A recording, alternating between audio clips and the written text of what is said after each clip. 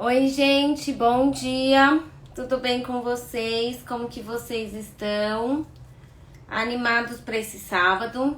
Eu espero que sim, né? Então hoje, né, como é o primeiro sábado do mês, é a live com a doutora Silvia Guiotto, né, uma live médica, aonde a gente vai falar sobre hipo e hiperglicemia, né? Então, bom dia, Eliette, tudo bem com você? Como que você tá? Então, nós vamos falar um pouquinho sobre os sinais, os sintomas, né? Bom dia, Cássia. Então, enquanto o pessoal vai entrando, né? Eu vou dando um recadinho aqui e lembrar, bom dia, Paloma, que quarta-feira agora, dia 6 de abril, às 16h30, então das 16h30 às 17h30, nós vamos fazer lá na nova sede, né, da DABC, um novo podcast sobre chocolate, né, então onde nós vamos falar um pouquinho do valor nutricional dos chocolates, a quantidade de açúcar, enfim, né, aproveitando que a gente tá aí chegando na Páscoa, para vocês também tirarem as dúvidas de vocês. Então, vai ser comigo, com a Eliette e com a Berê, né? Nós vamos também falar um pouquinho sobre dicas de culinária. Vai ser um podcast bem legal também, tá? Nós... E aí, como a gente acaba não tendo contato com o computador ali no dia, na hora, a gente tá pedindo para vocês mandarem as perguntinhas. Depois a Eliette vai soltar isso nos grupos, pra gente poder responder na hora, né? E a gente também ter um pouquinho da interação com vocês, tá bom? Então, hoje é a live com a doutora Silvia. Quarta, dia 6 é a live sobre o chocolate. Depois, no sábado... Peraí que eu não sei as datas. De abril. Depois, no dia 9, vai ser com o Rafa. E no dia 16, a gente ainda tá fechando o convidado. Dia 30 aí não vai ter, que seria a minha live com a Berê, como vai ser quarta. E dia 30 vai ser, a gente também tá vendo mais um convidado. Então, a gente tem aí dia 2, dia 6... e dia 9 já definidos, tá bom?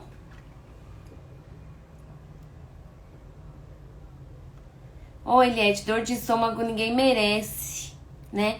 A Valesca também tá aqui, a Lucimara também, a Bárbara Moura também.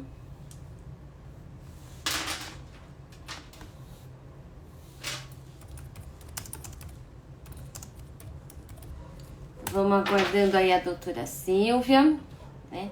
E o que vocês tiverem de dúvidas, vocês vão perguntando também, vão já deixando para perguntar.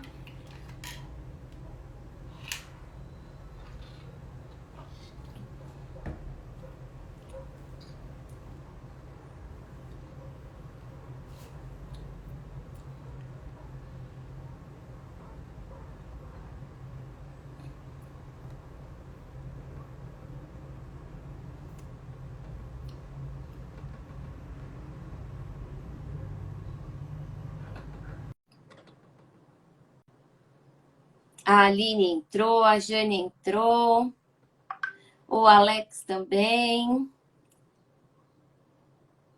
Não, Alex não, o Alexandre entrou. Bom dia, pessoal. Já mandei o convite aí para a doutora Silvia, vamos ver.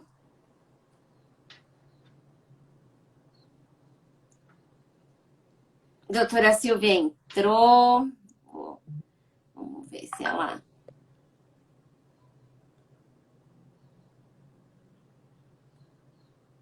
Vamos ver se ela...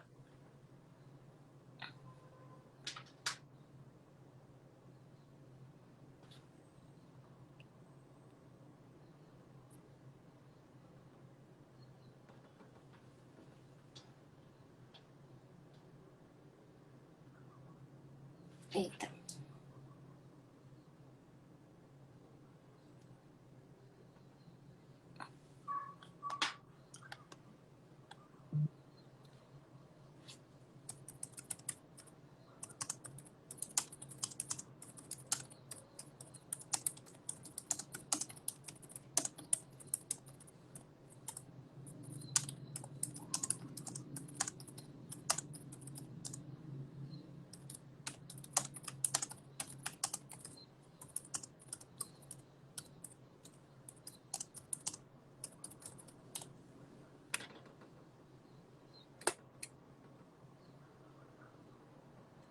Jane, você tá sem som? Vê se você tá me ouvindo agora.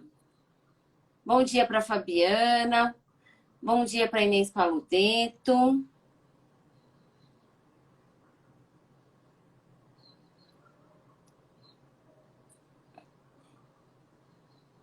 Bom dia para Vivian. Bom dia para o Marcos.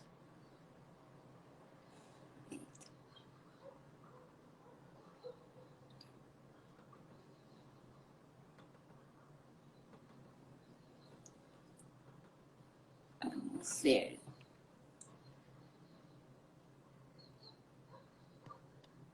Yes. Oh, que difícil! Bom dia para Regina, hein?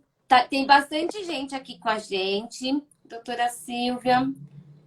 Então, tá a Bom Eliette, dia. a Bárbara, a Aline, a Jane, a Valesca, a Cássia, a Márcia, a Inês Paludeto, a Vivian, o Marcos, a Regina, né? Tem bastante gente aí com a gente já.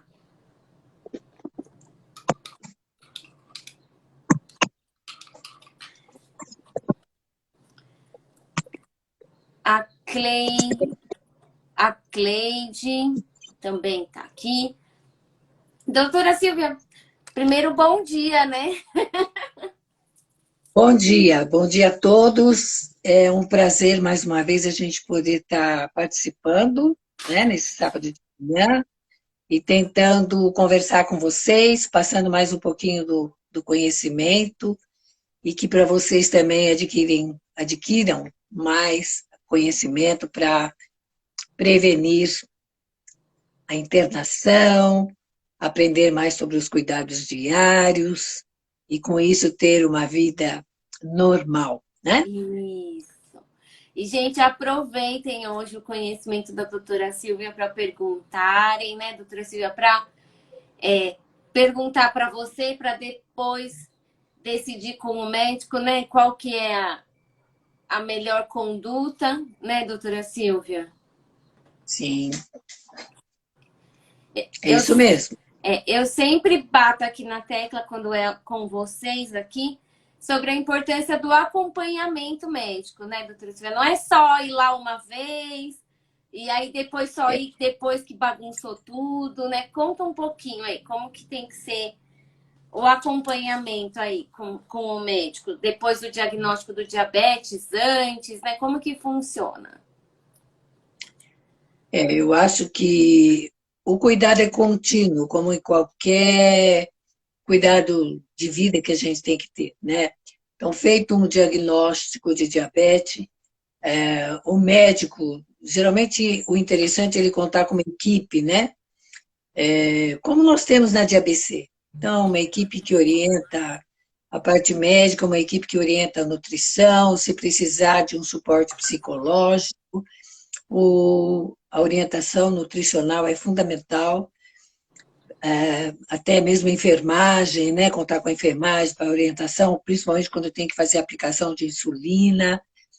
Mas eu acho que o papel importante é o médico faz o diagnóstico, ele tem o papel de ensinar, orientar, mostrar para o paciente quais são assim os tratamentos disponíveis, fazer o paciente entender a necessidade do tratamento, porque sem isso realmente a complicação vai ocorrer, ou aguda ou crônica, mostrar que há necessidade diária de um autocuidado, o entendimento do paciente de saber que ele necessita fazer um uso regular de medicação, quer seja medicação oral, quer seja medicação injetável, quer seja o usuário de bomba, porque também no paciente que usa bomba de infusão, é muito comum, depois de um tempo, ele sentir que ele está totalmente independente, que ele não precisa fazer controle nenhum, tanto que eles começam a parar de fazer as pontas de dedo, injetar a insulina pela bomba a olho, o que é uma coisa muito errada, né? Mas eu acho que o papel importante é isso, a gente orienta, o paciente vai ter a informação, ele vai buscar também, se possível, cada vez mais entender sobre sua própria patologia, porque quanto mais eu sei da minha patologia, mais eu consigo administrá-la, eu consigo cuidar. E com isso eu vou conviver muito bem, obrigado. É Né? isso, concordo. É necessário realmente fazer um controle periódico.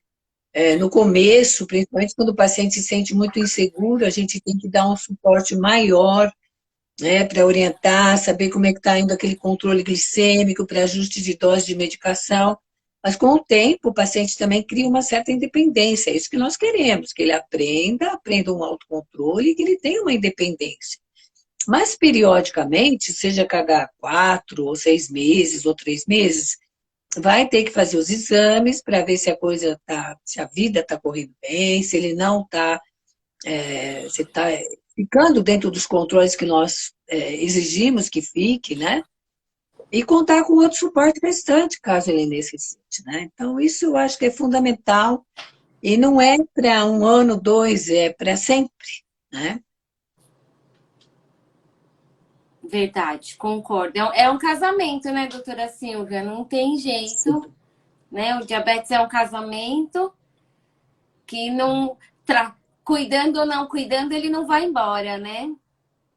Exatamente, Né? exatamente.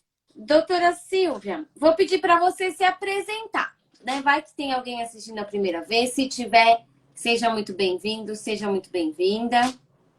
Sempre, isso.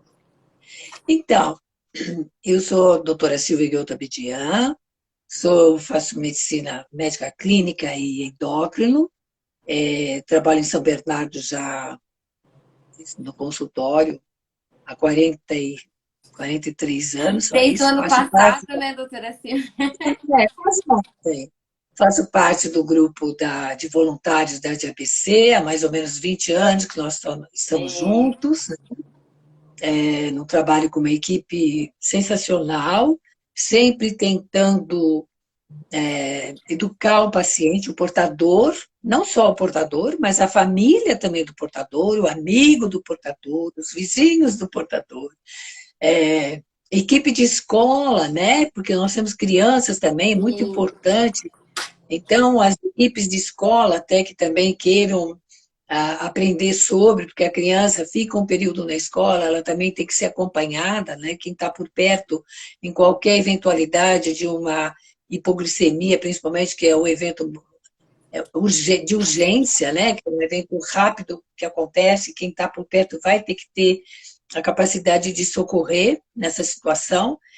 Então, eu acho que esse nosso trabalho na DABC sempre foi muito importante, continua sendo importante, e estamos aí para orientar, tratar, educar. É Né? isso. É. Doutora Silvia, entrou um tal de João Bosco. Você conhece? Eu não conheço, não. Então, esse menino, né, é o nosso orgulho, né, na DABC, um dos voluntários também fantásticos que nós temos, e que tem no nosso grupo o mais longo tempo de evolução de diabetes, uma experiência enorme, né? Eu acho que o João é mais professor de diabetes do que nós mesmos, do que nós É, profissionais. Pela experiência que ele tem, pela vivência toda, e de um tempo onde realmente o tratamento para o diabetes era extremamente precário, né? Quando a gente tinha as famosas seringuinhas que a gente fervia, trocava agulha de metal, e era uma agulha enorme, então tinha muita coisa para dar erro em aplicação.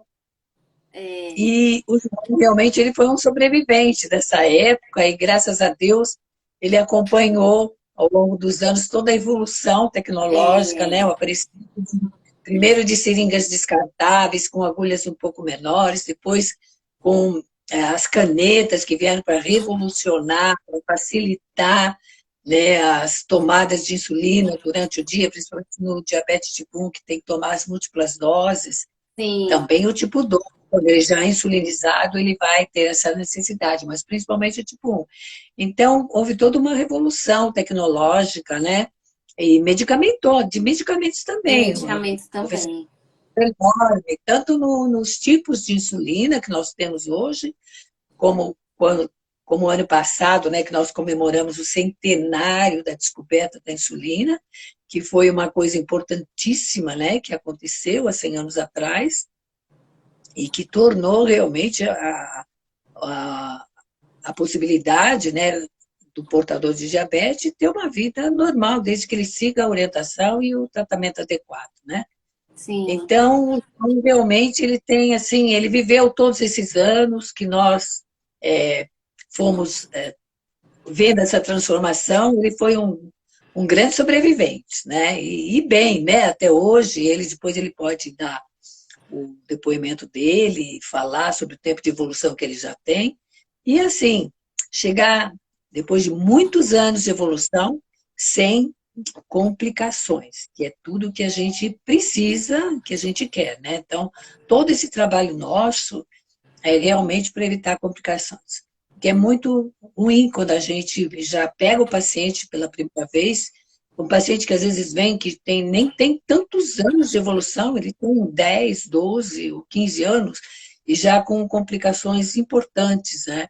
Porque foi mal orientado, foi mal medicado, muitas vezes o paciente também, ele é rebelde Foi ao rebelde, tratamento, né?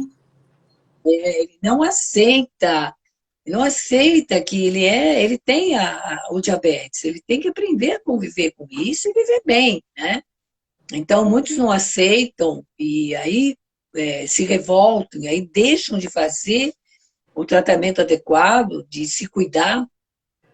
Isso é ruim, porque aí quando começa a doer, porque é o que a gente fala, o diabetes não dói, né? Você tem sintomas, mas por muito tempo ele não dói. Mas quando a coisa começa a doer, que aí eu começo a falar assim de uma neuropatia, principalmente periférica, com dor, com queimação, com desconforto, ou quando ele começa a perceber que ele está perdendo a visão, né? Ou Sim. começa a ter uma complicação renal, ou quando ele infarta, né? Então ele começa a sentir que realmente, oh, por que eu não me cuidei? Então, esse cuidado, esse autocuidado é indispensável. Nós temos que bater sempre nesse ponto, nessa tecla, porque é indispensável. Sim. Doutora Silvia, você ficou falando, eu lembrei, eu não lembro se foi você ou se foi o doutor João que falou que para medir a glicemia, media pela urina e não saía o valor, era por cor, né? Nessa época mais antiga. Então, fazia a glicemia e não tinha nem ideia do quanto que estava, né? E hoje a gente tem o sensor que mede a glicemia, a seta de tendência, né? Então, hoje em dia, eu diria que é menos difícil, né, doutora Silvia, o tratamento, né? Porque difícil né? Agora, hoje, pelo menos, a gente tem um caminho para seguir, é isso? Eu acho que a gente tinha muitos erros, não só a tira, no começo era só a fita de urina mesmo, né? Antes da fita, a gente ainda fazia um teste em tubo de ensaio. Imagina, eu pegava a urina do paciente, punha um pouquinho de urina num tubo de ensaio, aí eu punha um reagente que chamava reagente de Benedict, aí eu misturava, levava numa boquinha de gás, no pico de Bunsen, ou no fogão, aquecia aquilo para virar cor, e aí quando aquilo virava uma cor de tijolo, era porque estava assim com uma glicemia na urina muito alta. Meu Glicemia Deus. não, a glicosúria, né? Tinha muita, muita glicose na urina. Aí vieram as fitas. para facilitar, né? Então eu mergulhava a fitinha dentro de um pouquinho de urina e ela mudava, a fita era amarela e ela mudava de cor. Então ela ficava verdinho. Olha a coisa grotesca. Eu tinha na caixinha tinha umas cores assim, verde claro, amarelo, que era o normal, que não tinha glicose na urina, um verdinho claro, um verdinho mais escuro, um verde bandeira, assim, ficava quase preto. Então eu falava, ó, esse tá um verdinho claro, é uma cruz, duas cruzes. E quando chegava lá no pretão, é porque ele estava com uma Muito. glicose muito alta, né, na urina. Depois vieram os glicosímetros. O primeiro glicosímetro também era cheio de falha, porque eu tinha que ligar um aparelho na tomada. Eu punha um sangue, uma gotinha de sangue na tira. Aí, aquela tira, eu ia num fio de água na torneira, eu lavava aquela tirinha. Olha quanto eu. Aí, quando eu lavava, o que acontecia? Eu tirava uma boa parte do sangue que estava na tira, né? E aí, Sim. eu ainda tinha que enxugar aquela tirinha com papel. é, Você põe a Nem gotinha de sangue na fitinha, lavava, secava a fitinha para esperava, depois esperava, pôr. esperava um minuto, lavava, depois secava com papel, lenço de papel, e depois eu punha aquela tira no leitor daquele aparelhinho. Olha quantos erros. Dava um valor aproximado. Nossa, isso quando apareceu já era revolucionário. Já era... E a partir daí realmente houve uma progressão nos aparelhos, né? Até chegar nos mais modernos O nosso glicosímetros, que sensor. agora em 5 segundos você põe lá e tem a leitura da tira. Uma gota é mínima, você faz um furinho que é quase nada de gota de sangue que você tem que extrair, né? E eu reclamo quando eu furo o dedo do paciente, que às vezes fala assim, ai, doeu. Eu falei, mas que doeu? Você não sabe o que é doer, né? Doía antes, que a gente tacar uma enorme para furar. Agora, uma coisinha mínima, né, com o lancetador e uma mínima gota de sangue, eu tenho um resultado imediato. Mas os sensores, realmente, eles vieram para trazer, assim, uma informação muito mais precisa para a gente, né? Só que a gente esbarra num grande problema, né? O ideal seria que toda a população, todos os portadores tivessem acesso a esses dispositivos, né? A esses Sim. equipamentos. O que é doloroso é que nem todos O têm o Jim, poder é, aquisitivo, não têm o poder aquisitivo para sim. manter isso. Então, a gente faz uns bem bolados, né? Por exemplo, usa o sensor 14 dias, faz ponta de dedo um mês, depois usa de novo os 14 dias antes de vir na consulta, para a gente ver realmente como é que ficou, para eu poder ajustar a medicação. Então, a gente tem que saber dar uma de bom brasileiro, né? Dar um E jeitinho brasileiro para poder ter um resultado melhor. Mas realmente, quem pode comprar o sensor é ideal, porque ele me investe mostra realmente nele. toda a variação de glicose nas 24 horas. E uma coisa Sim, muito importante, que é o nosso assunto de hoje, né? A sim. hiperglicemia e a hipoglicemia, né? A hiper é fácil, né? Porque você mete lá a ponta de dedo e vê na hora, você está sentindo, né? Tem um sintoma de descompensação que vai aos poucos, geralmente ela não é de uma hora para outra. Mas a hipo, que É. é realmente o mais sério, que a gente quer prevenir, quer evitar sobremaneira, porque o portador de diabetes que já teve uma hipoglicemia, ele se assusta, ele Ele tem tem medo o de ver. trauma, né, doutora Silvia? E os pais também, quando é criança, principalmente Sim, criança, eu sei que os pais também se assustam, porque não só a criança e adolescente, no adulto também, porque você pega um idoso que tem uma hipoglicemia severa de sim. madrugada, é um negócio muito sério, muito grave. É tudo que a gente não quer que Tudo que não aconteça, quer. né? É. Doutora Silvia, a Cássia está perguntando se você atende pacientes que fazem uso da bomba, sim, né? Depois a Eliette passa o seu contato lá nos grupos do, da sua secretária, né? E a Fabiana está falando que o filho dela tem diabetes há 8 meses, né? Então ele tem 12 anos de idade, 8 meses de diagnóstico. E ela está perguntando sobre o miau miau com relação à hipoglicemia, que é uma dúvida é uma das minhas perguntinhas aqui. É, eu queria que você antes da gente falar do miau-miau, da hipoglicemia, né, nos sensores aí, eu queria que você explicasse, doutora Silvia, a diferença entre a glicemia capilar e a glicemia intersticial, para a gente começar pelo começo. Primeiro, acho que seria legal a gente começar o que é glicemia, né, doutora Silvia? O que é... vamos pelo começo da história. O que é glicemia? Glicemia antes da refeição, glicemia depois da refeição, glicemia capilar, glicemia intersticial, para a gente entender. Então, o que é glicemia? Glicemia é a minha taxa de açúcar, né, glicose, que circula no meu sangue. Então, eu posso medir isso laboratorialmente, colho o sangue venoso e tenho as medidas. E aí nós já vamos falar o que é a normoglicemia. O que é uma glicemia normal? Glicemia normal é uma glicemia que vai de 70 até 99. Tá? Quando eu tenho, então, para fazer o diagnóstico de diabetes, aí a gente fala assim, eu tenho pré-diabetes. O que é pré-diabetes? É quando eu tenho uma glicemia de jejum com 8 a 12 horas, que não é mais 99, então ela vai de 100 até em torno de 125. Isso é um pré-diabético, para tipo 2, né? Tipo, criança feita de tipo 1 é outra história. Sim.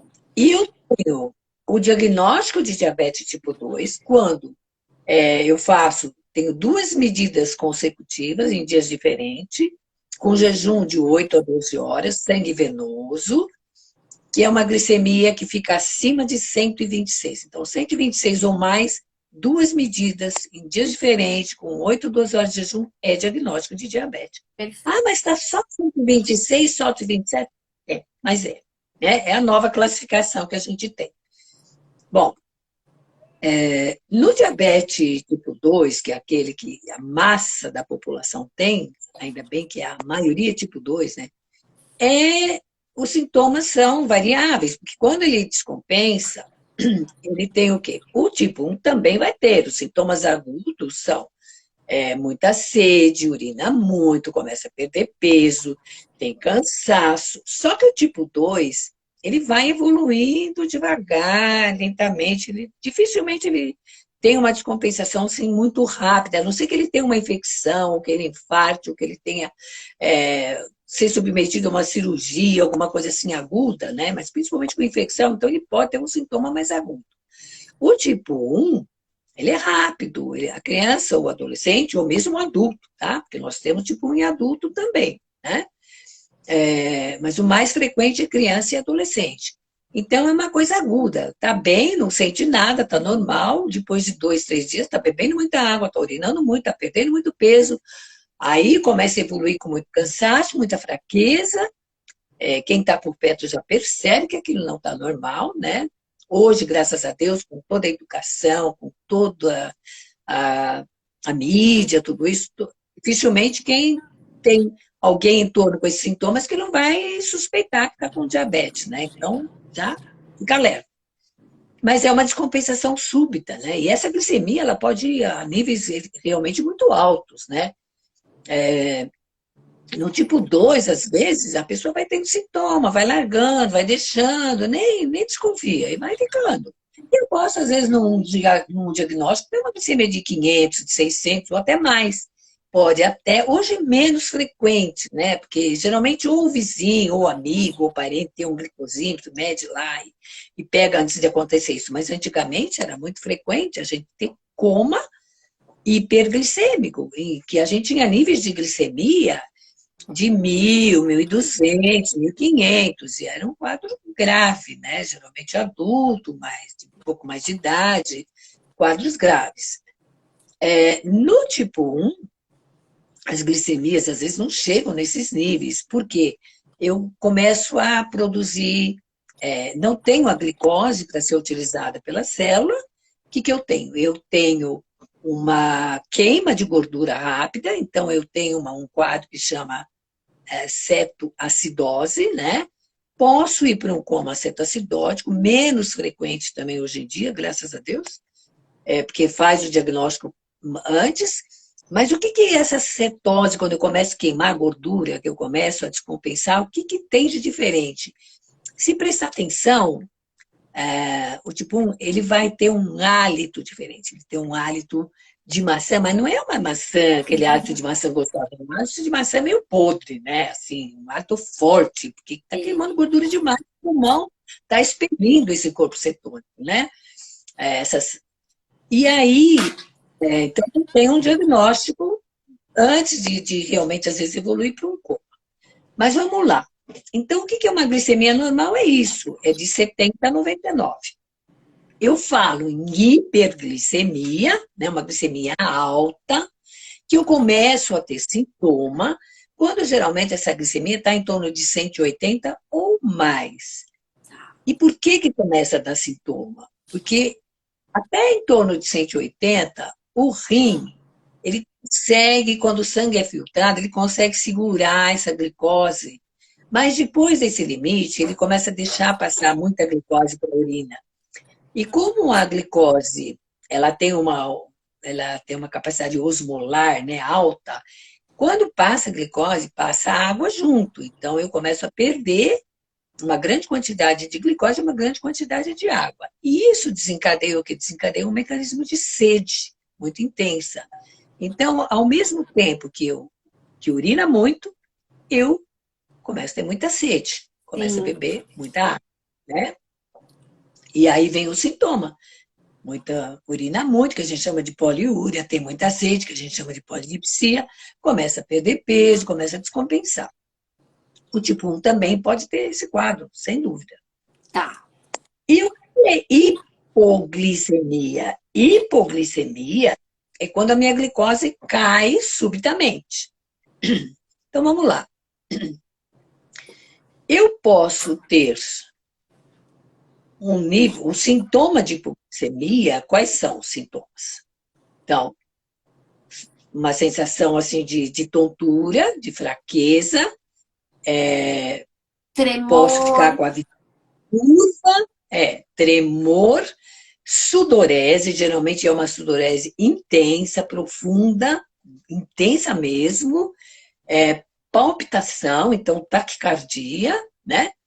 Posso ter um começo de confusão mental, principalmente se for idoso, né? Eles ficam assim confusos de uma hora para outra, você não sabe por quê, e é uma hipoglicemia. Então, a primeira coisa que vai fazer, se sabe que é diabético, é fazer uma ponta de dedo para ver quanto é que está esse nível de glicose e já está com açúcar. Se não der tempo, às vezes, de fazer a ponta de dedo, põe açúcar logo, dá açúcar enquanto está consciente, para depois fazer a ponta de dedo. Aí eu vou continuar cuidando, né? Porque é uma situação de urgência, não dá para esperar. Hipoglicemia é uma situação de urgência, tem que entender isso, né? Sim. Agora, então esses são os sintomas, né? Agudos, né? Então, um quadro agudo. E aí eu tenho que medicar, então eu tenho que corrigir essa hipoglicemia rápida, e depois eu tenho que pensar o seguinte: o paciente, ele tomou medicação, ou insulina, ou hipoglicemiante, ele tomou medicação. Aquela fase aguda do sintoma, eu corrijo, e em seguida eu tenho que ficar de olho. Por quê? Porque o medicamento vai continuar agindo. Vai continuar agindo. Alguns minutos, ou meia hora, ou uma hora, ele pode ter ido de novo. Se eu não corrigir adequado, e o medicamento ainda está em ação, principalmente no paciente insulinizado, né, dependendo do tipo de insulina, inclusive, eu tenho que continuar observando que esse paciente pode voltar a ter hipo. Então, esse é o cuidado que eu tenho. Aí você me perguntou o seguinte, né, Elaine?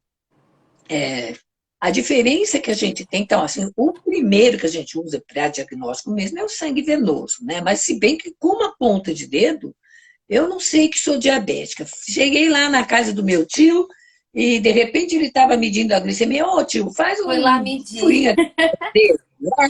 Aí fez lá o furinho e o que acontece? Nossa, tem uma glicemia assim. Bom, não comi, tem 3, 4 horas, eu não comi. Estou com uma glicemia de 160. Opa! O que é isso? Então, né? Se fizer uma ponta de dedo, e, por exemplo, der acima de 200, não tem o que discutir, já é nível de diabetes, ponto final, E né? corre pro Precisa médico, fazer né, doutora e Silvia? corre para o médico, exatamente, e vai atrás, porque vai ter que começar a tratar, medicar, né? Agora, a diferença também é assim, nós temos do sensor, então, quando eu faço a ponta de dedo, eu estou medindo um sangue capilar. Isso é uma coisa que a circulação está ali, é o momento, é a coisa imediata. A minha glicemia do sensor, o sensor ele fica no interstício, fica embaixo do subcutâneo, no interstício. Então, é um pouco diferente. Eu tenho um líquido intersticial que o sangue chega, passa, troca ali, faz as trocas iônicas de glicose e outros íons. E esse sensor, ele vai acusar. Quando eu passo o leitor, eu vejo o resultado. É um resultado excelente, de informação excelente, só que assim, na verdade, ele não está me informando aquele espaço tão imediato daquele momento. Ele está me informando uma glicemia que já está ali acontecendo há um pouco mais de tempo. Então, É se eu. uma glicemia mais atrasada, tipo um delay? Tá. Exatamente, exatamente, né? Então, se eu tiver alguma dúvida, que, mas está muito alto, e agora? Eu posso até fazer uma ponta de dedo para confirmar, né? Se está aquele valor, ou pode estar até maior. A diferença é pequena, né? Entre a glicemia intersticial e a capilar é pequena. 15, 20 miligramas, depende, né? Mas é pequena. Mas eu preciso saber exatamente qual a grande vantagem do sensor é que eu faço o quê? Primeiro que eu evito de fazer ponta de dedo, que não é gostoso, a gente sabe que não é gostoso. Principalmente o paciente que é insulinizado, que tem que medir 7, 8, 9 Fazer vezes várias por dia. medidas, é. Então, a gente vê as mãozinhas, né, principalmente das crianças ou do adulto mesmo, que parece a gente fala que é tudo chuveirinho, né? Tudo cheio de pontinhas, assim, parece um É, chuveirinho. E tem que medir, né? Agora, a vantagem do sensor é essa, que eu simplesmente aquilo fica, o monofilamento ele fica 14 dias no subcutâneo, e quando eu passo o leitor, aquele me dá a leitura imediata, eu posso, quanto mais vezes eu passar, inclusive, melhor. melhora a informação que eu tenho, melhora assim, a minha informação, e isso fica tudo registrado no sistema, que eu consigo saber o quê? Eu consigo saber quanto tempo eu fiquei numa glicemia alvo, que a gente chama, que é o bom controle. Ele me mostra também, muitas vezes, uma hipoglicemia, que o paciente nem chega a ter sintoma, mas que o aparelho acusa que essa glicemia está abaixo de 70. Isso aí, às vezes, é frequente, o paciente não está sentindo nada, principalmente quando dorme, né? Se eu tiver uma glicemia de 65, 68, 70, não vou ter sintoma, estou dormindo. Agora, se cair muito, ele pode acordar com sintoma. Ou às vezes pode nem acordar, né? Mas, então, é altamente informativo. E me mostra também quanto tempo eu estou ficando acima do alvo. Então, Sim. por que esses dados são importantes para o médico saber, para o nutricionista, para o médico? Primeiro, saber se eu preciso alterar alguma coisa na medicação, principalmente insulina, né? Eu tenho que saber se no pós-refeição está ficando muito alto, eu tenho que dar maior dose de insulina na hora da refeição. Se eu tenho, se nas 24 horas está tudo alto, eu tenho que mexer também numa insulina basal, né? Mas, então, isso é altamente informativo. E também para quem usa comprimido, tipo 2 também é Sim. importante. Que Gestante, eu né, doutora Silvia? muito, gestante nem se fala, porque a gestante Gestante. também de 9, 10 vezes por dia, para ter um É, controle adequado, né? Principalmente se não for usuário se for usuário de bomba também, mas se não for também, porque eu tenho que fazer múltiplas doses de insulina. sim. Então, esses sistemas, eles vieram realmente para ajudar não só o paciente, no sentido de facilitar, não ter que fazer glicemia capilar tantas vezes, mas também para altamente informativo para a gente verificar a medicação, fazer ajuste de medicação e poder orientar o paciente e, com isso, a longo prazo, prevenir muito mais as complicações, né? Então, um resumão, né? A glicemia tem que ficar entre 70 e 180, né, doutora Silvia? Aí, mas é claro que esse ajuste, cada caso é um caso, né, doutora Silvia? Mas de uma forma geral, como a gente está falando aqui, né? Então, ficar entre Isso, 70 e 180. Lembrar que a glicemia do sensor é uma glicemia um pouquinho mais atrasada, entre aspas, né? E exato, deu hipoglicemia aqui, né? Com o sensor, faz a pontinha de dedo para ter a confirmação. Um exatamente. resumão bem resumidinho. Agora, a perguntinha da Fabiana é o seguinte: o filho dela, ela está perguntando se é possível ter uma hipossevera, que eu quero que você também explica sobre a hipossevera, né? Essa classificação que tem das hipos, sem ter sintomas. Então, antes de responder a perguntinha dela, eu queria que você falasse, abaixo de 70 é hipoglicemia. E como que é essa É, classificação das hipos? então, e a gente classifica assim, como hipossevera, se essa glicemia ficar abaixo de 54, Tá. né? Essa história de sintoma depende muito do tempo de evolução do diabetes. Quanto maior o tempo de evolução, mais anos de duração do diabetes, e principalmente se esse diabético não ficou muito bem cuidado, se ele teve durante muito tempo períodos de hiperglicemia, descontrole muito grande, o sistema nervoso vai sendo prejudicado. O sistema nervoso periférico, né, que começa a ter sintoma, principalmente de polineuropatia, com dormência, formigamento, tudo isso.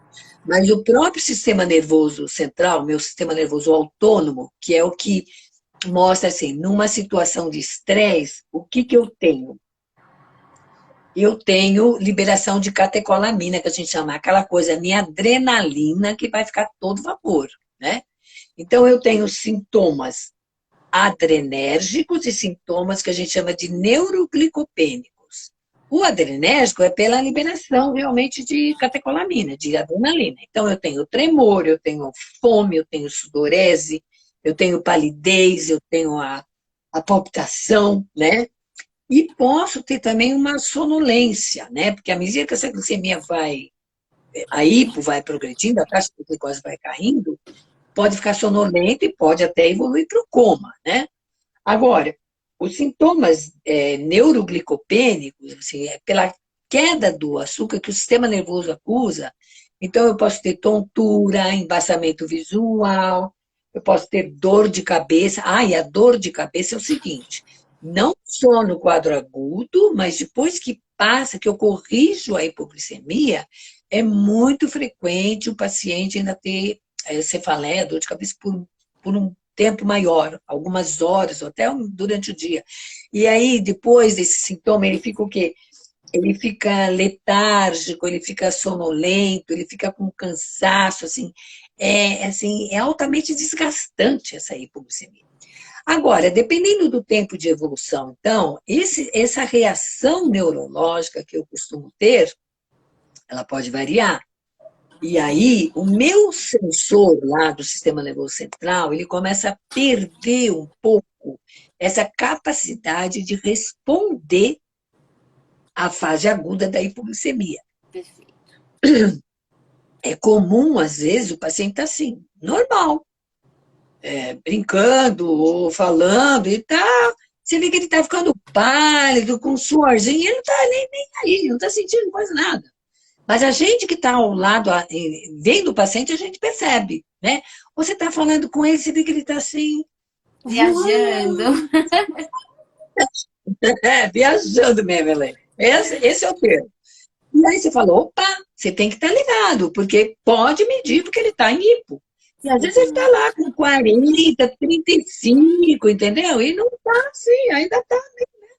Então, é hora que você tem que agir rapidamente. Então, a sintomatologia, assim, no começo, geralmente eles têm muitos sintomas. Com o passar dos anos, vai perdendo um pouco essa resposta. E a gente tem que ficar bastante atento, tá? É, o Se João, conseguir responder, o João Bosco e a... Ai, meu Deus, cadê ela? Eu perdi ela. O João Bosco e a Cássia falaram que foi com... E o Alexandre falaram que foi com a glicofita, né? Que eles começaram aí, que eles descobriram o diabetes, né? Então, eles estão hoje no paraíso, né, doutora Silvia? Quem tem o diagnóstico agora nem sabe do que a gente está falando, né? É verdade. E, Carol, a Eliette colocou aqui o contato da doutora Silvia, o endereço, tá um pouquinho mais para baixo do seu comentário para você anotar, tá bom? A Cássia perguntou o valor de glicemia para hipo, você já respondeu, né? O Diogo falou que ele, quando você falou de um valor de 1.500 de glicemia, né? Ele falou que ele chegou em 986 e ele ouviu da enfermeira que ela nunca tinha visto ninguém com esse valor, né? É um valor muito, muito, muito, muito, muito, muito alto, né, doutora Silvia? Doutora Silvia, alto. mito ou verdade? Vou pegar a perguntinha da Cássia, que era um mito e uma verdade que eu já tinha anotado aqui. Hipo é pior do que hiper? Mito ou verdade? Ou as duas são ruins? As duas são ruins, mas hipo, tem que entender o seguinte, hipo, a queda de glicose, ela é uma situação de urgência, ela é imediata. O mal-estar é enorme e a gente tem que agir rapidamente.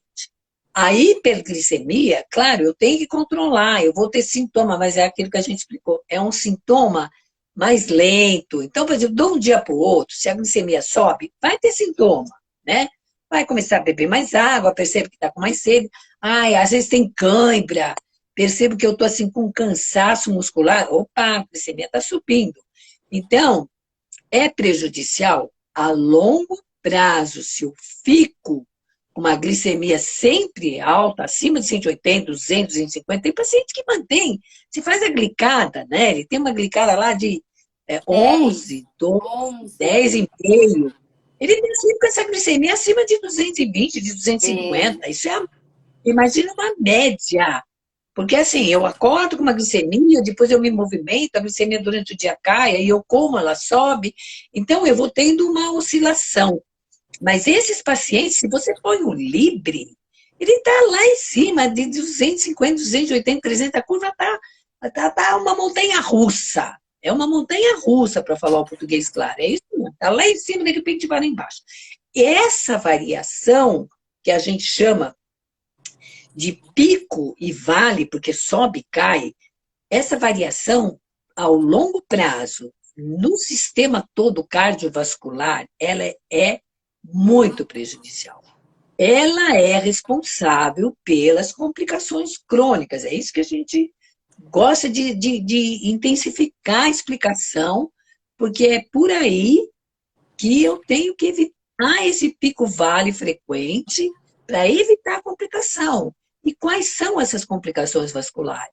Acidente vascular cerebral, então derrame, a parte cardíaca, né? Então, infarto agudo do miocárdio, uma coronariopatia, insuficiência cardíaca a longo prazo, e a insuficiência, a parte renal, que é muito importante, visual, a retina, e a neuropatia. E periférica dos membros, as mãos, as pernas, que é a neuropatia, junto com o quê? Com uma vasculopatia, porque eu não vou afeto só os microvasos que afetam os dedos. Eu afeto também, eu vou produzindo uma doença aterosclerótica obstrutiva nas grandes artérias, em artérias de calibre maior. Sim. Então, aí vem as complicações vasculares periféricas e tudo que a gente quer prevenir, que é a amputação de um membro. E a parte gástrica também, né, doutora Silvia? A gastroparesia também, né? Então, porque aí a gente tem um quadro de neuropatia autonômica, que a gente chama visceral ou autonômica. Isso a longo prazo. Então, perguntar o que é mais grave, assim, tudo é grave se eu considerar. Sim. Só que uma é a longo prazo. Daí a importância de fazer alimentação, atividade física, fazer uso adequado de medicação, porque a longo prazo eu previno isso tudo. Agora, a hipo, é uma urgência, a gente sempre chama atenção para isso, é uma situação de urgência, eu tenho que agir naquele momento, tá?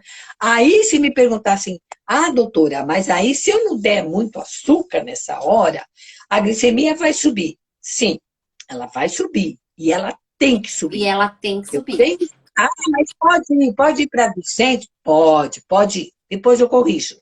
O que eu não posso é deixar o paciente por muito tempo em hipoglicemia, porque, inclusive, o dano cerebral, né, em termos de parte cognitiva, inclusive, né, de atenção, de rendimento intelectual, ela muda muito. Se a criança, ou o jovem, ou o adulto que começa a ter repetidamente hipoglicemia, o dano intelectual é grande.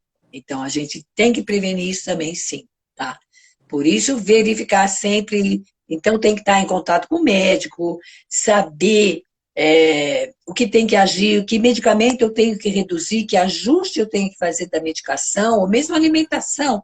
Porque, sabe, olha, é muito comum. Agora nós vamos falar para as meninas bonitinhas. Sim! Porque eu não quero engordar. Que Eu muitas já vezes ela... cortei o arroz, o açúcar, o macarrão, a batata, a mandioca, a fruta, a banana, porque eu li que nada pode.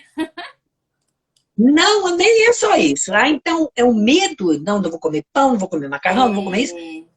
Tá, tudo bem, você vai fazer uma dieta certa. Só que aí, também, às vezes, primeiro, ou esquece de diminuir a insulina, Sim. ou o que tem que fazer? Muitas param de tomar a dose adequada de insulina.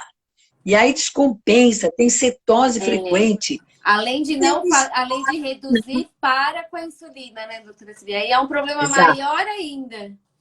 E aí, às vezes, ainda faz o seguinte, vai para a academia e fica lá 2, 3 horas, entra numa hipoglicemia, entra num quadro de cetose, é uma coisa muito séria. Então, assim, tem que ser feito de uma forma saudável, para benefício do organismo, e não Procura um para... profissional, né, doutora Silvia?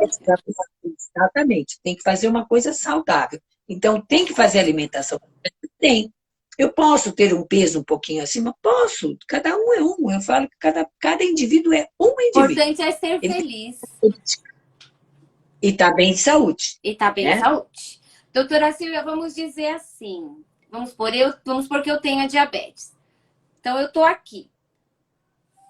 Se eu tiver uma situação de hipoglicemia, eu tenho que falar para você aqui, doutora Silvia, licença, e eu saio correndo e vou buscar alguma coisa que tenha açúcar. Ou eu peço para alguém me trazer alguma coisa com açúcar. Não adianta, eu não posso esperar a live acabar para resolver, senão eu vou aqui desmaiar. Não, né? não, exatamente. Na É hiperglicemia, então eu medi aqui, deu alta e falo, não, isso aqui eu posso resolver depois, né? Então, agora as duas situações são ruins, né, doutora Silvia? Tanto a hipo quanto a hiper, porque as pessoas acham que é normal ter uma glicemia de 200, né? E aí você já explicou que não é normal ter uma glicemia de 200, ela tem que ficar abaixo de 180. Ela não precisa ficar 30, 40, mas ela também não precisa ficar 200, que é esse montanha-russa que você falou, né? E tem uma perguntinha muito legal aqui da Cássia, perguntando se o fator emocional interfere na glicemia. O estresse, uma insônia, enfim. Briguei com o namorado. Tem gente que fala assim, o meu diabetes é nervoso, é de nervoso. É emocional. Não é bem isso.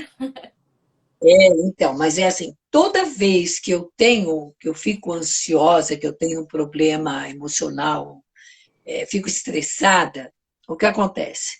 Eu libero alguns hormônios que são hormônios de estresse.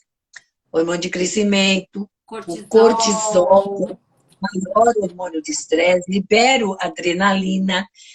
Esses 3 hormônios, principalmente, eles são hiperglicemiantes, fazem a minha glicemia subir, tá? Então, eu posso realmente, se eu estou vivendo uns dias de situação de estresse, ter uma descompensação? Pode, isso ajuda.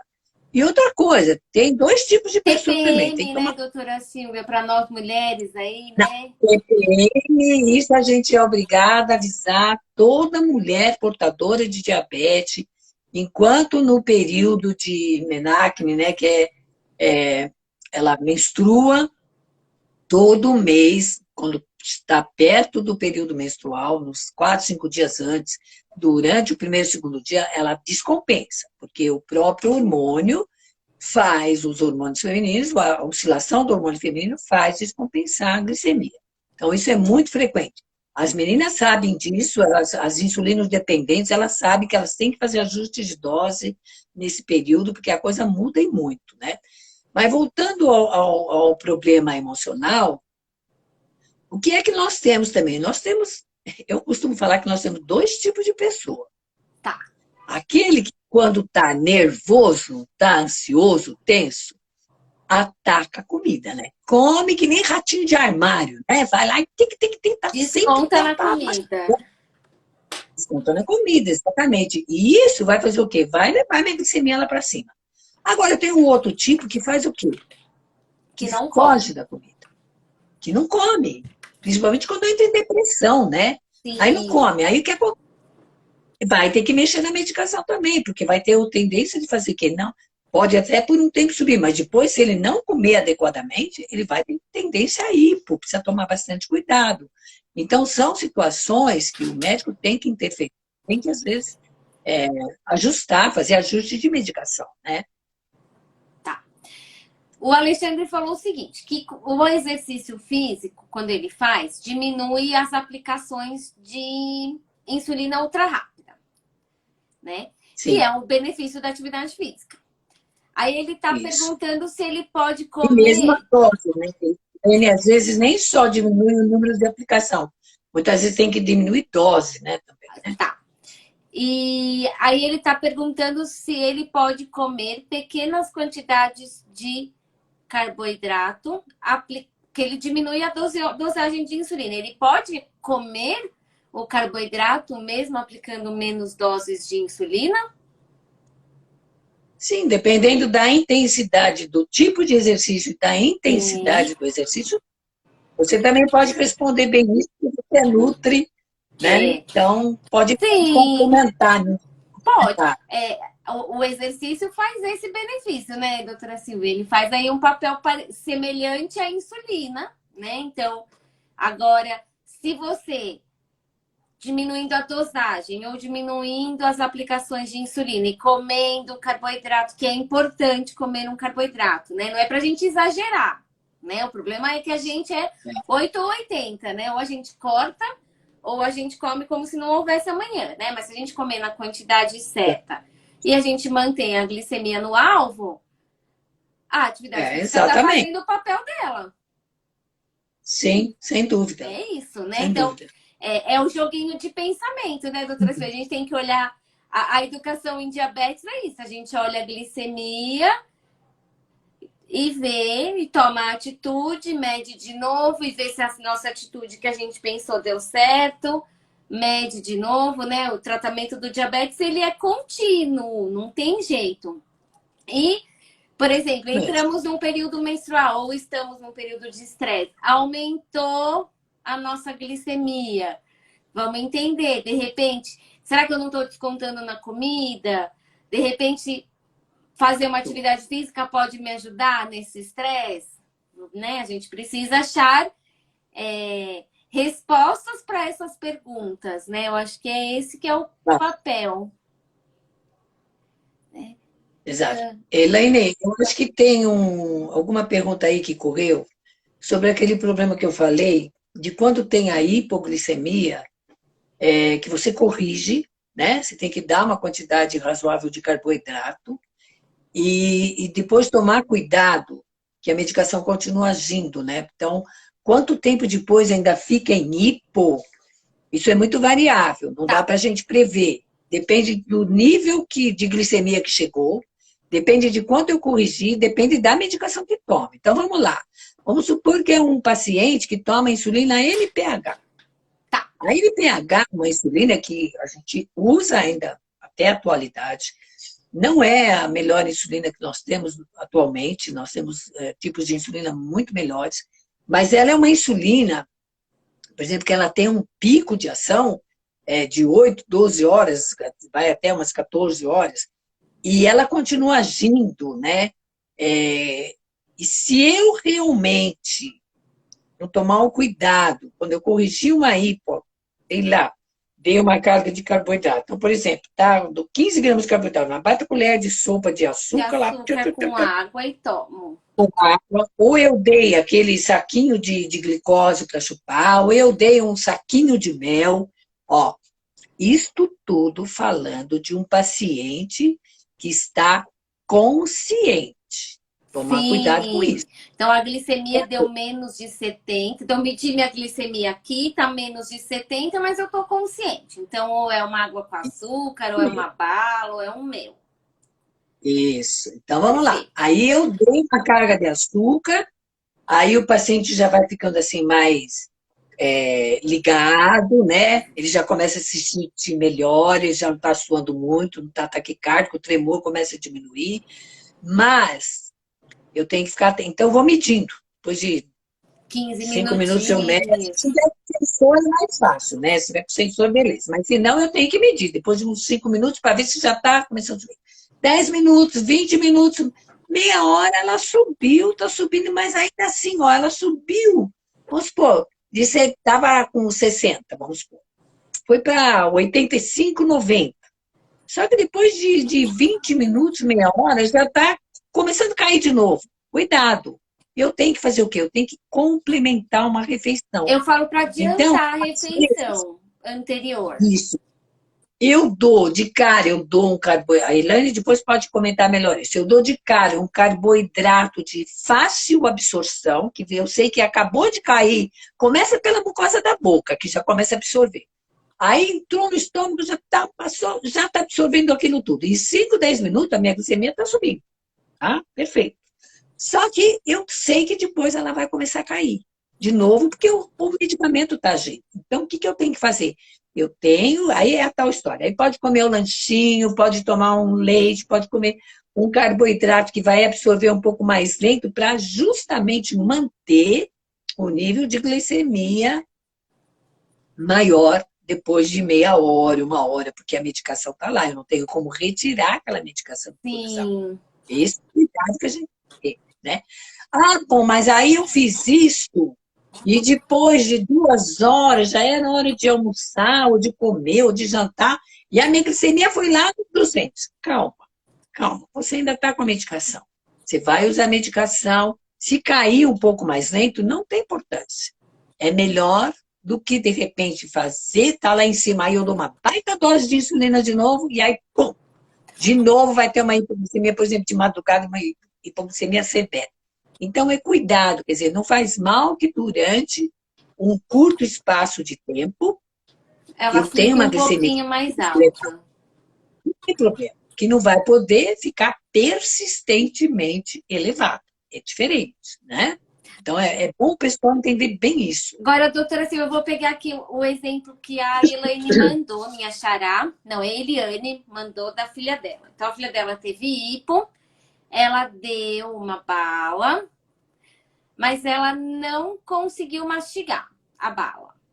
Aí ela deu água com açúcar e ela não falava coisa com coisa. Nessa situação, né, que, por exemplo, eu tô aqui, né, enfim, vamos supor que a gente tá junto. Você me deu a bala, eu não tô conseguindo mastigar. O que eu faço nesta hora? Eu dou um gelzinho? Ou é a hora que eu entro com o glucagon? Como que funciona aí essa hora? Rogério, Oi. pega uma água para mim, por favor. Só pegar uma água, porque eu esqueci de pôr minha água aqui. Tranquilo. Então, se tiver consciente, porque às vezes está assim, tá meio confuso, está naquela situação meio confusa, mas está consciente ainda e consegue engolir. Tá? Se consegue engolir, eu posso pegar ou um suco ou a água, isso que a gente falou, a água com açúcar e devagar fazendo engolir. Se ele tiver conseguindo engolir, se pôs a coisa na boca, que nem a bala que ela pôs, já não está conseguindo mastigar, não está conseguindo engolir, o que que eu faço? É assim, ó. Ou eu pego um mel, lambuzo o dedo no mel e vou esfregando ponho o dedo na bochecha assim, vou esfregando aquilo lá. Isso aí, eles conseguem fazer a deglutição. É gozado, né? Eles não conseguem tomar um gole, mas essa coisa da saliva,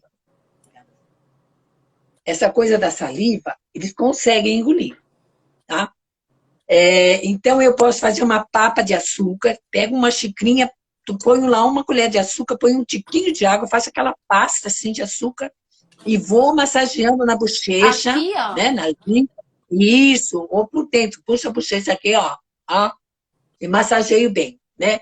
Aí isso estimula a salivação, eu estimulo a salivação e ele consegue engolir a saliva. Perfeito. Agora, se tiver realmente afundado, que vê que nem, às vezes até a respiração já está ficando difícil, aí eu tenho duas situações. Ou eu enfio no carro, ou chamo o resgate chega e vai botar a glicose na veia, porque é uma situação que tem que ser o Muito, profissional de muito, saúde para muito, fazer. muito grave. Ou eu tenho uma substância que chama glucagon, Tá. tá? Ela vem, o glucagen comercialmente, ele vem num kit montadinho assim, a seringa com a agulha, tal. É só eu soltar a capinha e injetar. Essa agulha, ela tanto pode ser colocada intramuscular, então se não sabe aplicar a injeção, não tem problema não, você sabe fazer insulina. Enfia como se fosse Aplica igual a subcutânea. insulina. Injeta. Ela vem com um, uma dose única, né? 1 ml, 1 miligrama. E aí, se for criança, eu aplico metade da dose. Se é criança menor, geralmente a Tá. gente aplica assim, metade da dose. E se for adulto, eu injeto aquilo lá. O glucagon, o que ele é? Ele é um hormônio que ele é antagonista da insulina. Então, a insulina baixa o açúcar, o glucagon faz subir o açúcar. E rapidamente eu consigo tirar esse paciente em 5, 10 minutos, ele já vai respondendo, ele vai voltando, e aí sim, aí o que eu Aí faço? você Ele está corrige. consciente, eu consigo dar um outro alimento, um suco, outra substância com açúcar e faço ele voltar a comer. Perfeito. Agora, cuidado, a gente chama sempre atenção, cuidado, se o paciente está ficando assim, afundado, que você está tentando contactuar com ele, um jeito da gente saber se está respondendo é dar um beliscão, principalmente aqui, sabe? Dá um apertão aqui no trapézio, aqui, ó. Se ele tiver consciente, ele pula, porque tem dor, vai dar dor. Se ele não responder, chama o resgate ou toca com ele para o pronto-socorro, porque eu vou ter que tomar uma providência maior, se eu não tiver o glucagen. Tem que Agora, ter o o problema do glucagen em glucagen, casa. o ideal é que todos tenham, né? Principalmente o usuário de insulina. Principalmente Quem usa criança. comprimido não tanto, é difícil acontecer isso. Acontecia antes, que era um medicamento que a gente usava, que era uma sulfonilureia, que chamava de Abinese, né?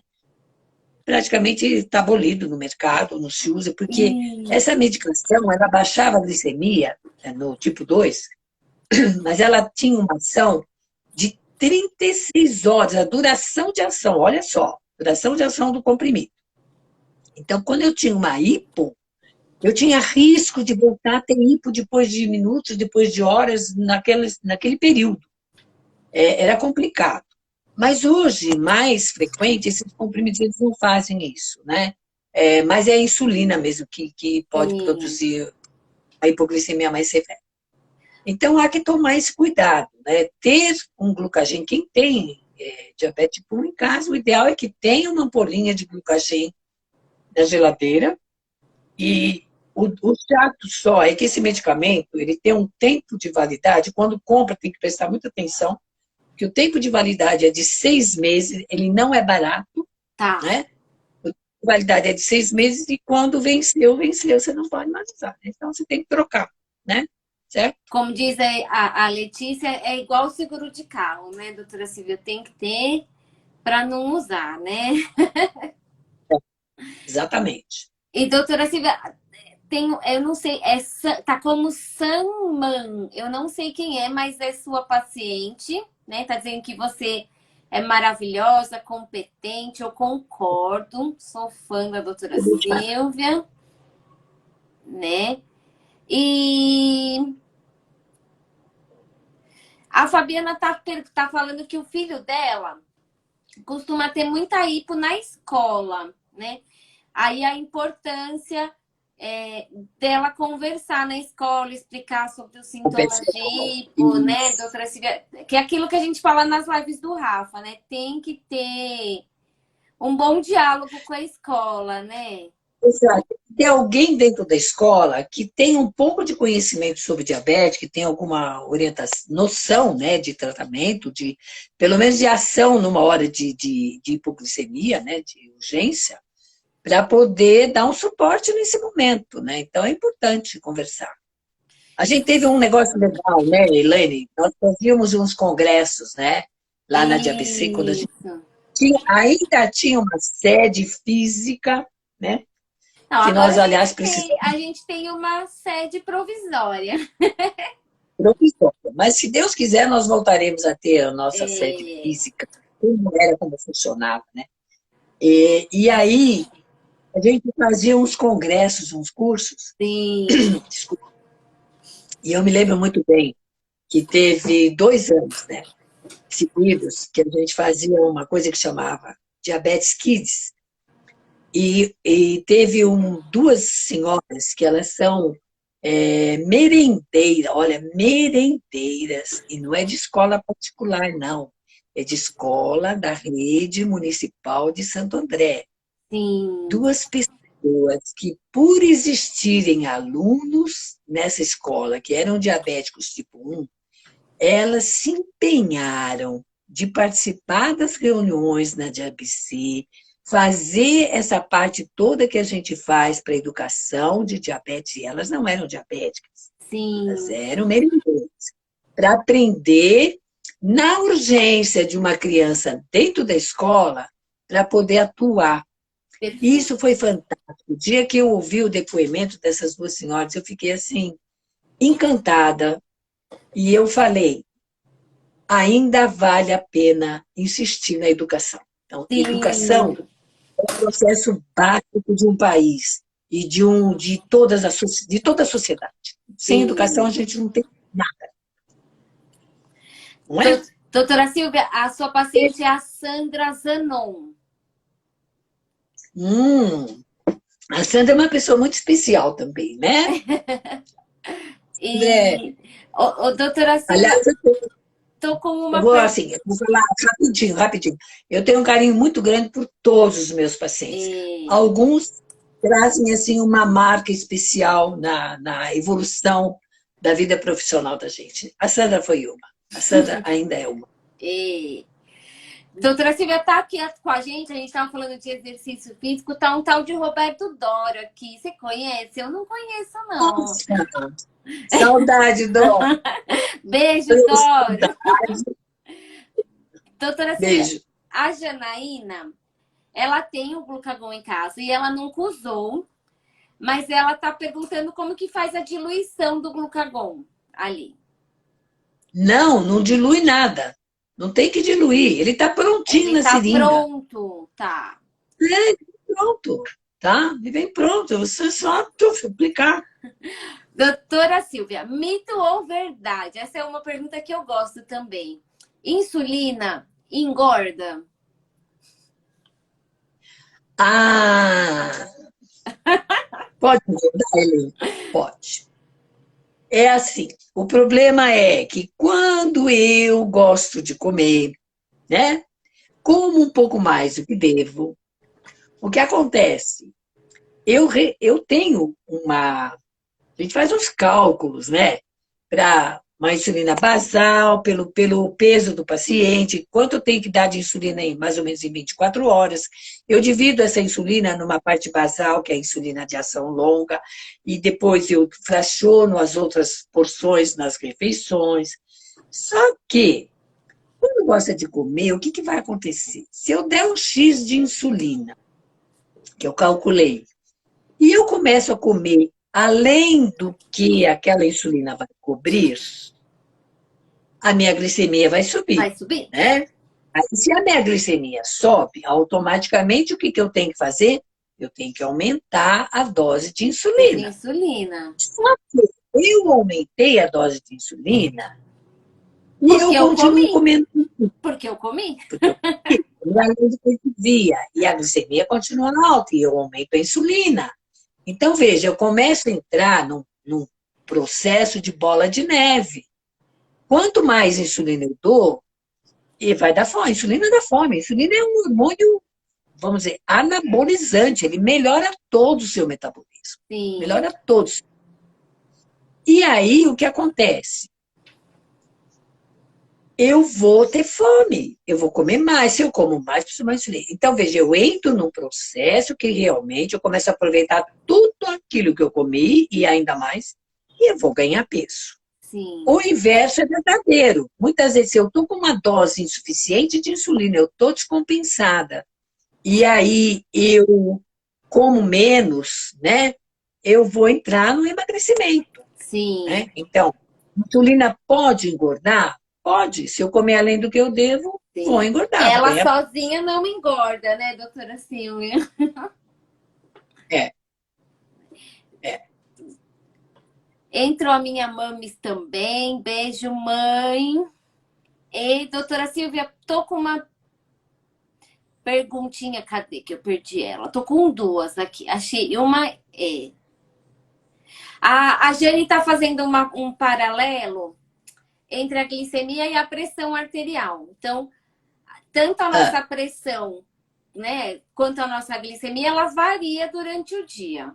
Ela não é linear, né, doutora Silvia? Exatamente. Tá. É bem isso. E a Fabiana tá pedindo para você explicar. A gente sempre explicou de glicemia, glicemia, sangue venoso, glicemia capilar, glicemia, né, o intestício, e ela quer saber sobre a hemoglobina glicada. Um resuminho, bem resumidinho, porque isso é um assunto para uma outra live, se a gente for falar. Mas um resuminho bem resumido. A hemoglobina glicada é um parâmetro que foi criado laboratorialmente para a gente pegar o paciente mentiroso. Então, é assim, não, o paciente vinha assim, 3, 4 dias antes de ir para o laboratório, colher a glicemia de jejum, né? Antes de ter, inclusive, esses controles todos que a gente tem hoje com muito mais facilidade. Mas ele ia para o laboratório, ele fazia uma dieta ferrada, assim, 3, 4 dias, né? Aí a glicemia vinha bonitinha. Bom, mas aí o paciente não estava bem, começava a ter complicações. Você fala, mas que diabo é isso, né? Então, assim, o que é a glicemia, a hemoglobina glicada? Ela veio para mostrar o seguinte: hemoglobina todos nós temos dentro do glóbulo vermelho, da hemácia, e o principal mecanismo dela é carrear o oxigênio, né? Para fazer a oxigenação das células. Sim. Mas, além de ligar o oxigênio, ela consegue ligar glicose.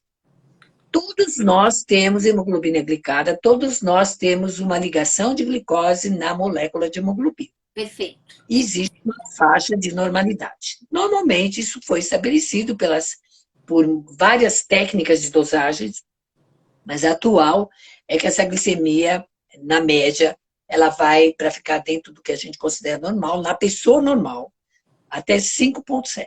Tá. Bom, as hemácias, elas têm uma vida média circulando no sangue, elas são destruídas no baço, mas elas têm uma vida média de 90 a 120 dias. Então, veja, de 3 a 4 meses. Perfeito. Então, eu tenho um pool, eu tenho uma quantidade de hemácia que está circulando e que está com glicose ligada. E ela vai sendo destruída, vou repondo novas, vai ligando de novo a hemoglobina com glicose. Então, isso é uma média. Só que a gente considera assim, se eu considerar 3 meses da minha glicose que ficou ligada lá na hemoglobina, eu tenho o último mês, quando eu tenho mais hemácia nova que está ligada na minha variação de glicose que deu. Sim. Isso vai valer 50%. Tá. Os outros 3 meses anteriores, eu já tive hemácia que perdeu, hemácia nova, mas que ainda está lá, vale 25% e 25%. Então, o meu último mês é o mais importante, tá? Perfeito. Então, ela me mostra um parâmetro da variação da glicemia nos 3 últimos meses. Então, ela realmente é o dedo duro. O João Bosco roubou minha frase, eu chamo de dedo duro. Falo, É o dedo, é o dedo exatamente. duro. E o Doro está perguntando, doutora Silvia, que a gente estava falando do glucagon, se você tem uma ideia de quando vai chegar o glucagon inalável aqui no Brasil. Você tem Não alguma tem. informação? Não tenho ainda. Não tenho. Não sei, não consigo responder ainda. E a Vanilda tá falando que a hemoglobina glicada do filho dela não baixa de jeito nenhum. O que ela tem que fazer? Arrumar alimentação, né, doutora? Pegar as nossas lives aqui, conversar com o médico para Aí ajustar a também, medicação, né? isso aí vai ter uma aula de hemoglobina glicada, né? A Uma gente podia reunião sobre. fazer um dia sobre hemoglobina glicada. Precisa. Eu acho que eu Porque vou deixar assim, anotado. veja bem, não é só a glicose que interfere na hemoglobina glicada, tá?